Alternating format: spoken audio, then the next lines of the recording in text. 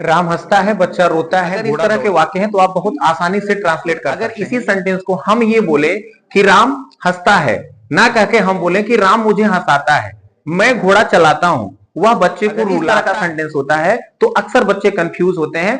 आज के आपके इसी कंफ्यूजन को दूर, तो इस वीडियो में आप बने रहें और हम आपको बताते हैं कि कैसे आप इस तरह के वाक्य को ट्रांसलेट करते हैं आज का ये वीडियो। और हम आपको सबसे पहले बताते हैं कि ऐसे सेंटेंस को कहते क्या है।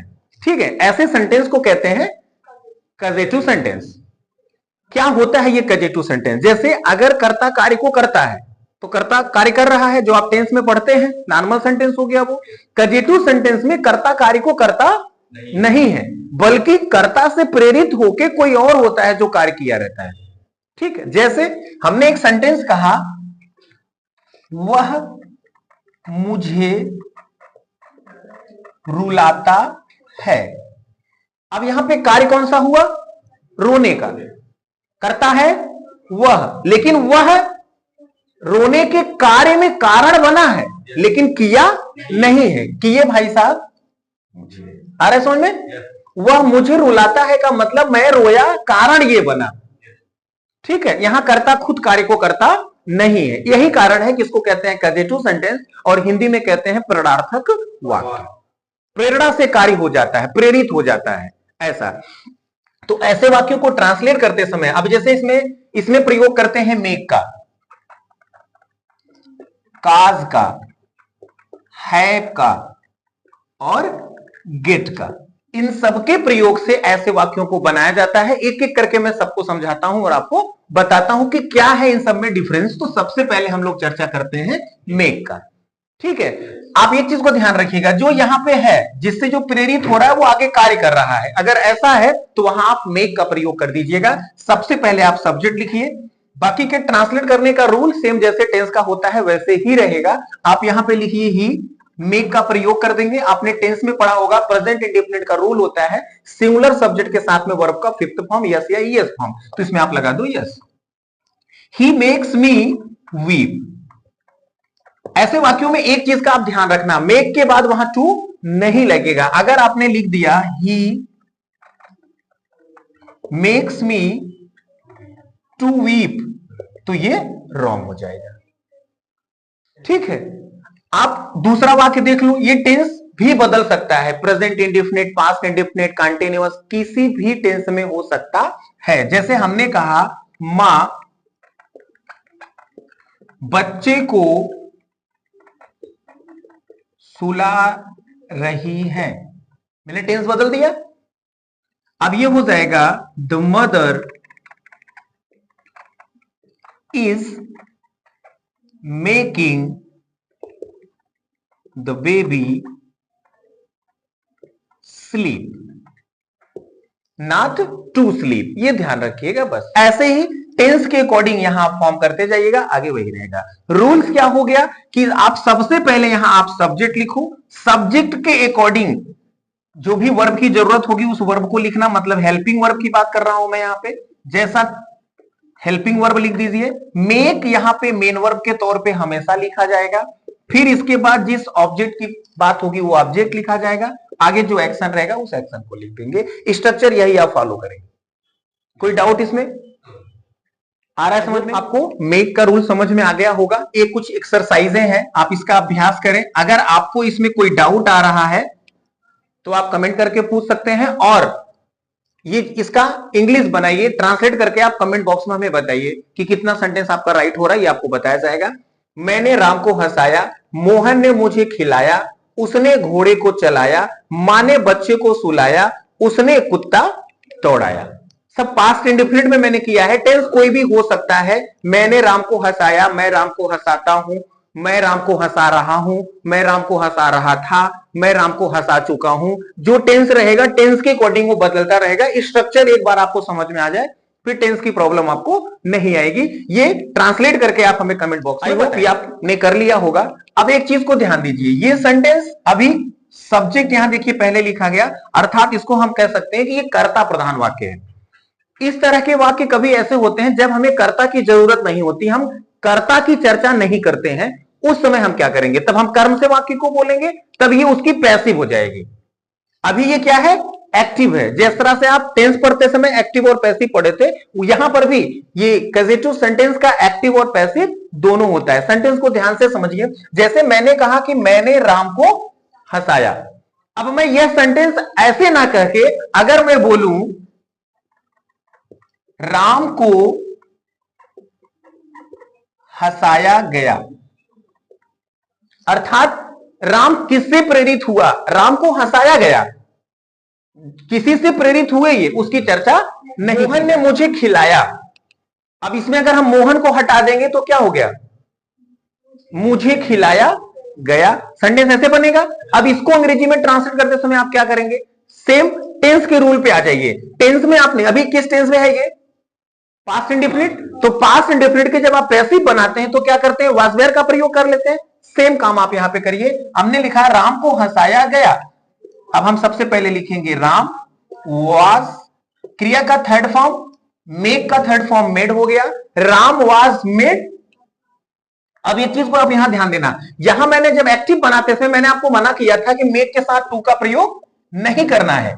अब यहां पे करना है। एक्टिव में टू नहीं लिखेंगे लेकिन पैसिव में टू लिख देंगे। तो ये हो जाएगा Ram was made to laugh.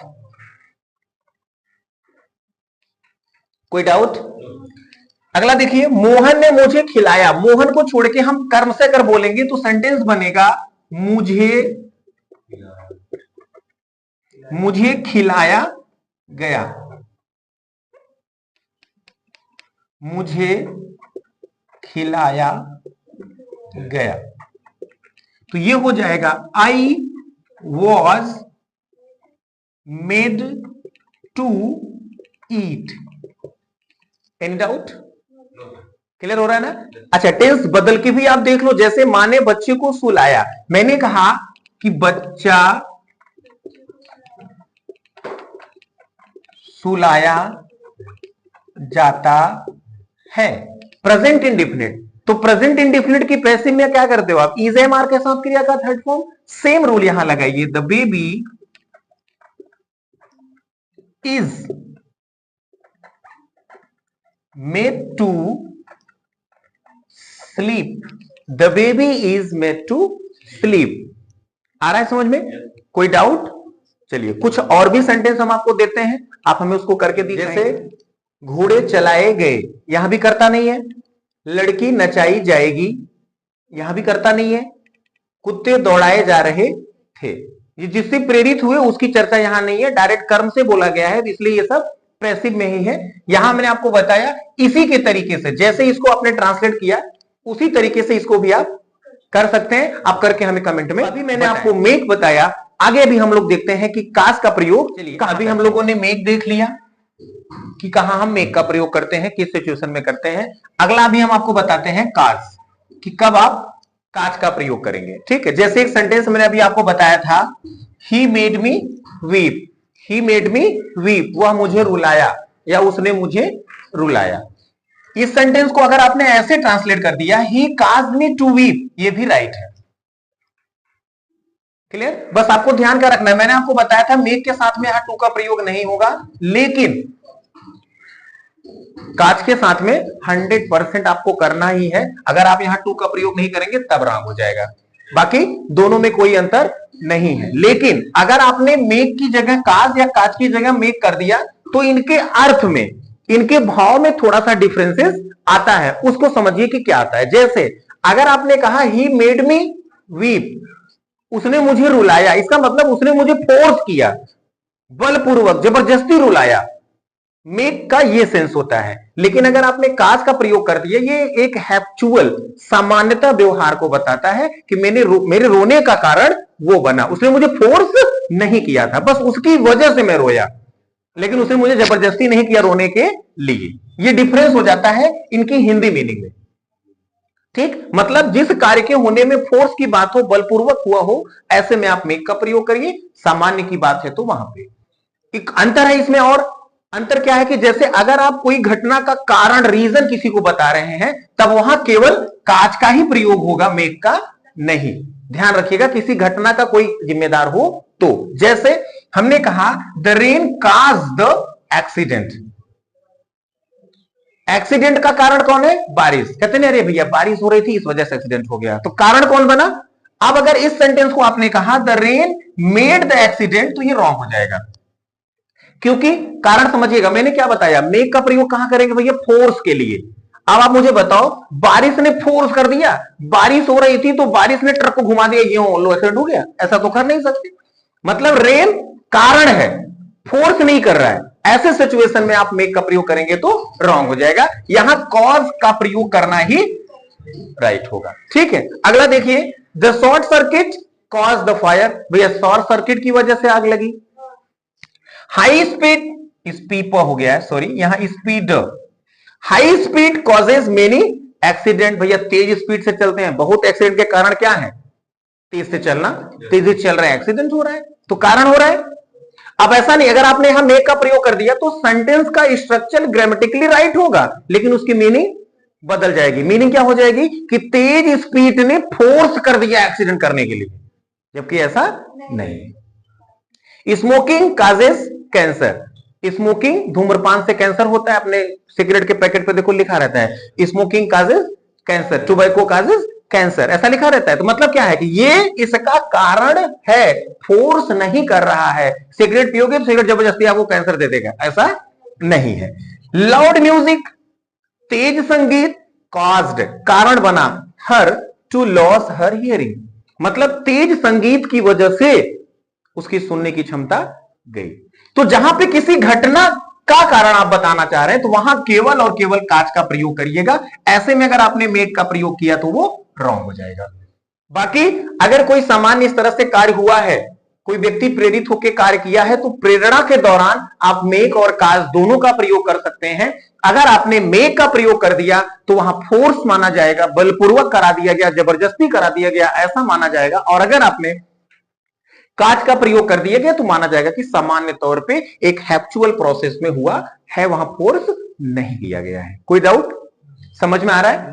तो इसको आप नोट कर लें। अगर आपको कोई दिक्कत है तो आप भी हमें कमेंट करके पूछ सकते हैं कि दोनों में डिफरेंसेस आपको समझ में आया कि मैंने आपको मेक और काज बता दिया, दोनों में डिफरेंस भी बता दिया, कैसे इनका प्रयोग करेंगे, कहां इनका प्रयोग सही होगा और कहां नहीं सही होगा। आप इनका प्रैक्टिस कर लें और मिलते हैं आपको अपने अगले वीडियो में। इस कैजेटिव सेंटेंस के सेकंड पार्ट में और चर्चा करते हैं हैव और गेट का, कि क्या है दोनों में डिफरेंस और कहां आप प्रयोग करेंगे हैव का और गेट का। तो आपको अगर ये वीडियो अच्छा लगा हो तो आप हमारे वीडियो को लाइक करें और हाँ, चैनल को सब्सक्राइब करना बिल्कुल ना भूलें। Thank you.